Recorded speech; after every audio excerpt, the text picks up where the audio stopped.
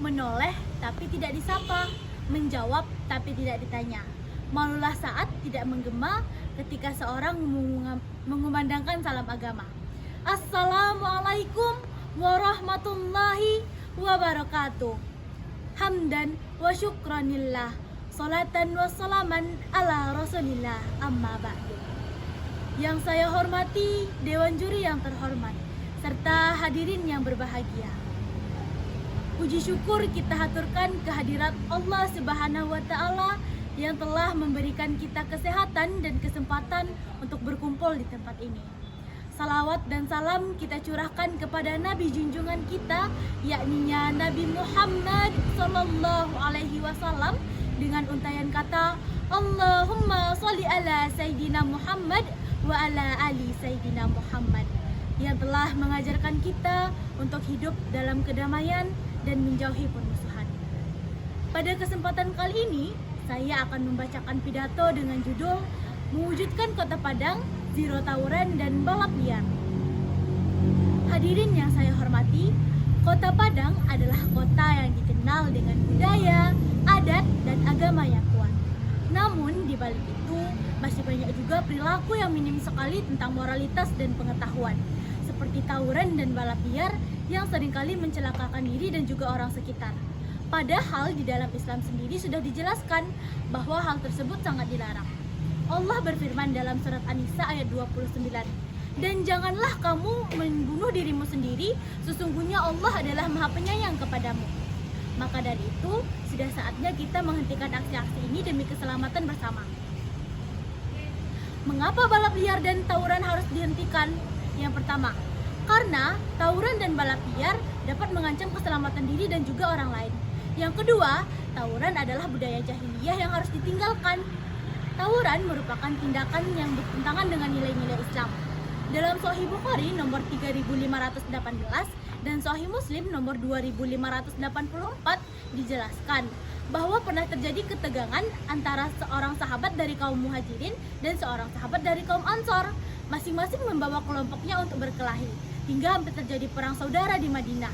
Ketika Rasulullah Shallallahu Alaihi Wasallam mendengar hal itu, beliau segera datang dan bersabda, "Apakah kalian masih menghidupkan seruan jahiliyah?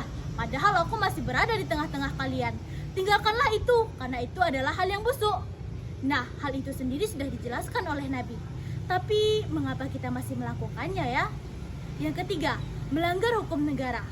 Disebutkan dalam pasal 170 KUHP yang berbunyi, setiap orang yang melakukan kekerasan secara bersama-sama terhadap orang atau barang dapat dipidana hingga 5 tahun 6 bulan penjara.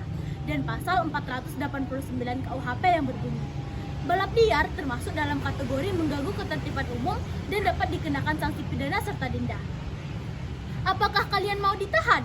Merelakan masa depan hanya demi kesenangan? Tidakkah kalian memikirkan konsekuensi yang akan menanti? Jika sudah tahu, mengapa hal ini diulang kembali? Tidakkah jerah hanya dengan hukum menanti? Haruskah digantung mati agar menyesal di kemudian hari? PJ Wali Kota Padang, Andre Halmadi Agamar, juga sudah menegaskan komitmennya dalam memberantas tawuran dan balap liar di kota ini. Beliau menyatakan, "Kami ingin Kota Padang menjadi kota yang aman dan nyaman untuk semua. Tidak ada ruang untuk tawuran dan balap liar di kota ini." Pemko Padang akan terus bersinergi dengan kepolisian untuk menciptakan suasana yang aman dan kondusif. Selain itu, beliau juga menegaskan untuk berperan aktif dalam menjaga keamanan lingkungan.